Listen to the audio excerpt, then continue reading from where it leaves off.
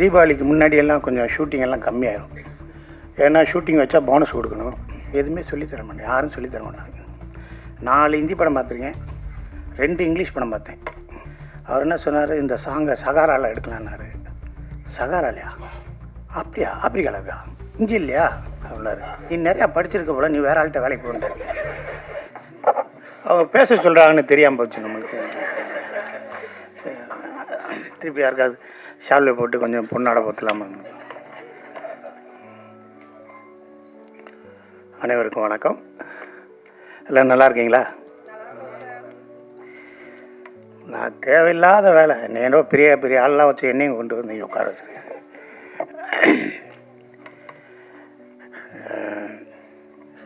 அந்த சீட்டு ஒன்று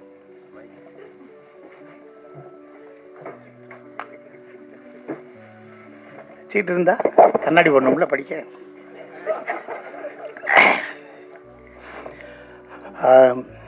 டிசிப்மா ஒரு 4 நாளைக்கு முன்னாடி ராசிகலப்பன் சார் எனக்கு ஃபோன் பண்ணார். இந்த மாதிரி ஒரு ஃபங்க்ஷன் இருக்குது, இவ்வளோ பெரிய இன்ஸ்டியூட் இருக்குது அப்படிங்கிறத ராசிகலப்பன் சார் தான் எனக்கு சொன்னார். அதுக்கப்புறம் ஃபாதர் பேசினார், நீங்கள் கண்டிப்பாக வரணும் அப்படின்னாங்க. தீபாவளிக்கு முன்னாடியெல்லாம் கொஞ்சம் ஷூட்டிங் எல்லாம் கம்மியாயிரும். ஏன்னா ஷூட்டிங் வச்சா போனஸ் கொடுக்கணும், ஷூட்டிங் வச்சா செட்டில் பண்ணணும். தீபாவளி கழித்து தரேன்னு சொல்ல முடியாது. எல்லோரும் தீபாவளிக்காக தான் அங்கே ஷூட்டிங்கே வர்றாங்க. அதனால் ஷூட்டிங் எல்லாம் கொஞ்சம் இல்லை அப்படின்னு சொல்லிவிட்டு ஒரு வீட்டில் தான் இருந்தேன் 4 நாளில். சரி வரலாம்னு சொல்லிட்டு, நான் சின்ன வயசில் சரியாக படிக்க மாட்டேன். ஆனால் என்னை படிக்க வச்சது, படிக்கணும், படித்தா நல்லா வரலாம், உருப்படலாம் அப்படின்னு சொன்னது என்னை வந்து திருச்சிக்கு பக்கத்தில் மான்ஃபோர்ட் ஸ்கூல் இருக்குது, அதில் சென்ட் ஜேம்ஸ் ஹையர் செகண்டரி ஸ்கூல்னு ஒன்று இருக்குது பாலக்குறிச்சியில். அங்கே தான் படித்தேன் நான். என்னை படிக்க வச்சது எல்லாமே அந்த கப்ரியல் குரூப்ஸ், அந்த மான்ஃபோர்ட் குரூப்ஸில் இருக்க பிரதர்ஸ் தான் என்னை படிக்க வச்சது.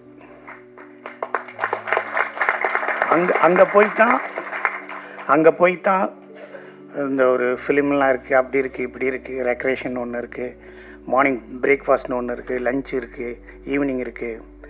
அப்புறமேலு ஸ்டடி டயத்துலேருந்து காலையில் முதல் நாள் நைட்டு 7 மணிக்கு ஒருத்தர் பேசுகிறோம், மறுநாள் காலையில் 9 மணிக்கு தான் ஒருத்தருக்கு ஒருத்தர் பேசணும்.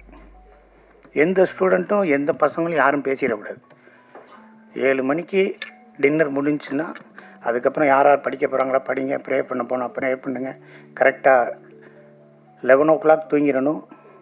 மறுநாள் காலையில் ஸ்டடி இருக்கும். ஸ்டடி முடிஞ்சதுக்கப்புறம் பிரேக்ஃபாஸ்ட் இருக்கும். பிரேக்ஃபாஸ்ட் முடிஞ்சு ஸ்கூலுக்கு போகையில் தான் 8:40 தான் ஒருத்தர் பேசணும்.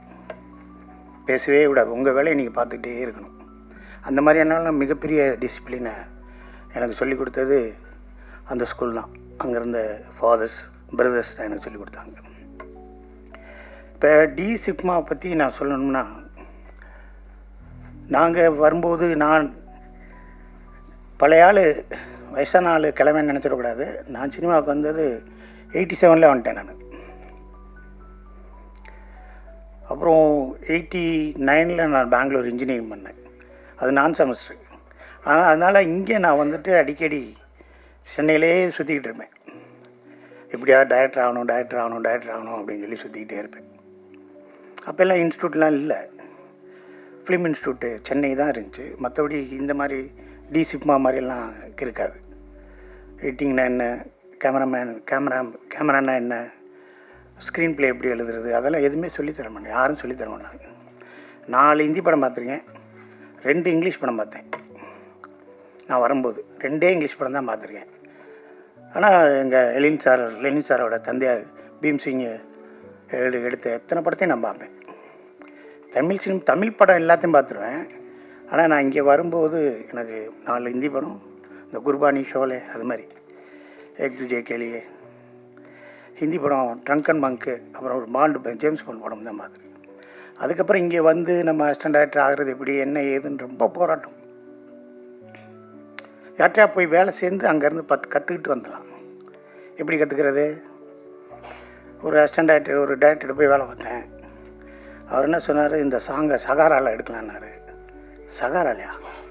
ஆமாப்பா பாலைவனத்தில் டெசர்ட்டில் எடுக்கலாம் அப்படின்னாரு. நான் சொன்னேன் அங்கே எல்லாம் எடுக்க வேணாம் சார், இங்கே ராஜஸ்தானில் எடுத்துடலாம், இல்லாட்டி பாண்டிச்சேரி பக்கத்தில் எடுத்துடலாம், சகாராக்கெல்லாம் போகணும். சரி சகாராவில் போய் எடுப்போம்யா? இல்லை சார் சகாரா ஆப்பிரிக்காவில் இருக்குது. அப்படியா? ஆப்பிரிக்காவில் இருக்கா? இங்கே இல்லையா அப்படின்னாரு. இங்கே எல்லாம் இல்லை சார், சகாரா சார் ஆப்பிரிக்கா கீழே இருக்குது சார். புரியுதுங்களா உங்களுக்கு? இங்கே பாருங்கள், இங்கே பாருங்கள் மேப்பு, இங்கே இருக்குல்ல சார், இங்கேருந்து கீழே வரணும். இது கஸ்பியன்னு. இங்கே பாருங்கள், இது நார்த் அமெரிக்கா சார். இது இல்லை சார், இங்கே பாருங்கள், இதுதான் ஆப்பிரிக்கா, இங்கே கீழே வரணும். அப்படி அந்த ஆள் வெளியே போய் ஃபோன் பண்ணி சகாரா எங்கே இருக்குன்னு கேட்டார். அவர் இன்னொன்று சகாரா கிரே சூப்பர் மார்க்கெட்டில் சகாரா பிளாஸ்க் இருக்குன்றார். இல்லையா, சகாரான்னு பாலைவனம் எங்கே இருக்கு? அது ஆப்பிரிக்காவில் இருக்குது. இங்கே இருக்குது இது தார் பாலைவனம். தாரா அப்படின்ட்டு என்கிட்ட வந்தார். நீ நிறையா படிச்சிருக்க போல, நீ வேற ஆள்கிட்ட வேலைக்கு போகிற. என்னடா பாலைவனம் எங்கே இருக்குன்னு சொன்னதுக்கடா வேலைக்கு போனேன். அப்புறம் இன்னொரு ஆள்கிட்ட போனோம். நம்ம இந்த சாங்கை பூரா வடமேற்கு மாநிலத்தில் தான் எடுக்க போகிறோம். எங்கே? மேகாலயா, மணிப்பூர், திரிபுரா, அங்கே தான் எடுக்க போகிறோம் சார். வடமேற்கில் சார், அது நார்த் ஈஸ்ட்டு, வடகிழக்கு மாநிலம். அது 7 சிஸ்டர்ஸு. அந்த 7 சிஸ்டர்ஸ் இந்தியாவோட இருக்கணும்னு நேர் சொல்லியிருக்காரு. அது சின்ன சின்ன மாநிலம், அது வடகிழக்கு மாநிலம், வடமேற்கு இல்லையா அப்படின்னாரு. அந்த ஆள் எவன்ட்டே போய் ஃபோன் பண்ணாப்புல. ஃபோன் பண்ணிட்டு வந்தோன்னே என்ன செய்வேன், நீங்கள் கிளம்புட்டாங்க.